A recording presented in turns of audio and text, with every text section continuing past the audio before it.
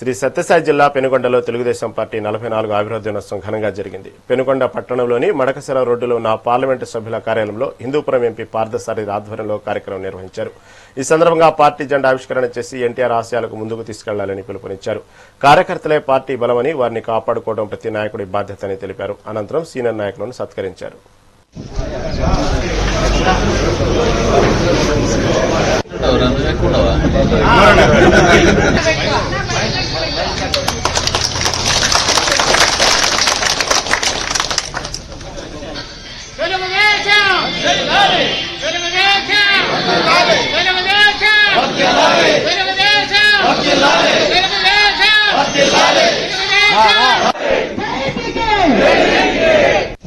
ఈ రోజు రాష్ట్ర వ్యాప్తంగా, ప్రపంచ వ్యాప్తంగా తెలుగుదేశం పార్టీ 44 సంవత్సరాలు పూర్తి చేసుకున్నటువంటి తరుణంలో ఈ రోజు ఆవిర్భావ దినోత్సవాన్ని రంగరంగ వైభవంగా భారతదేశ వ్యాప్తంగా, ప్రపంచ వ్యాప్తంగా కూడా జరుపుకోవడం జరుగుతోంది.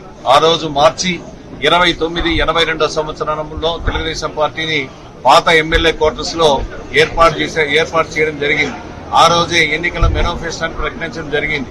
తెలుగుదేశం పార్టీ ఆవిర్భావం తర్వాత, అధికారంలోకి వచ్చిన తర్వాత ఆ రోజు ముఖ్యంగా ఆ జెండా ఏ విధంగా ఉండాలి, అదేవిధంగా రైతులకు ఏ విధంగా న్యాయం జరగాలనేటువంటి అన్ని గుర్తులు, దాంట్లో కార్మికులకు ఏ విధంగా ఉండాలని అన్ని ఆలోచన చేసి ఆ గుర్తులు కూడా ఏర్పాటు చేసి 9 నెలల కాలంలోనే తెలుగుదేశం పార్టీ అధికారంలోకి రావడం జరిగింది. ప్రపంచ చరిత్రలో 9 నెలల కాలంలోనే ఏర్పాటు చేసి అధికారంలోకి వచ్చినటువంటి పార్టీ తెలుగుదేశం పార్టీ.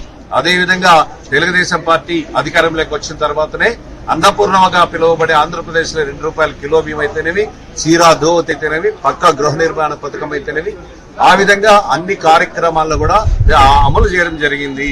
ముఖ్యంగా మనం చూసినట్లయితే ఆ రోజుల్లో పాతకాలంలో చూస్తే కాంగ్రెస్ పార్టీ అధికారంలో ఉన్నటువంటి తరుణంలో చూసినట్లయితే ఎలక్షన్ ముందు ఎదురుమందులు తడకలు మాత్రమే ఇచ్చేవారు. అయితే ఎన్టీ రామారావు గారు వచ్చిన తర్వాత పక్కా గృహాలను కూడా నిర్మించినటువంటి ఘనత తెలుగుదేశం పార్టీకి దక్కుతుంది. అదేవిధంగా ముఖ్యంగా ₹35 మాత్రమే, ₹35తోనే పెన్షన్ ఇచ్చినటువంటి కార్యక్రమం కూడా ఆ రోజు నందమూరి తారక రామారావు గారి కాలంలోనే నడిచాయి ఇవన్నీ. అదేవిధంగా ముఖ్యంగా తదనంతరం ఎన్టీ రామారావు గారు పోయిన తర్వాత కూడా అదే ఆచరిస్తూ, అవే ఆచరణలు కొనసాగిస్తూ, అవే పథకాలను కొనసాగిస్తూ, ఇంకా మెరుగైనటువంటి పథకాలను కూడా తీసుకొని వచ్చి, అదేవిధంగా ఈ రాష్ట్రాన్ని అభివృద్ధి కోసం ఆ నందమూరి తారక రామారావు గారు అడుగుల్లో నందమూరి నారా లోకేష్ బాబు గారు అయితేనేమి, నారా చంద్రబాబు నాయుడు గారు అయితేనేమి, ఆయన అడుగుజాడల్లో నడుస్తూ ఈ రాష్ట్రాన్ని ముందుకు తీసుకువెళ్లడం జరుగుతుంది.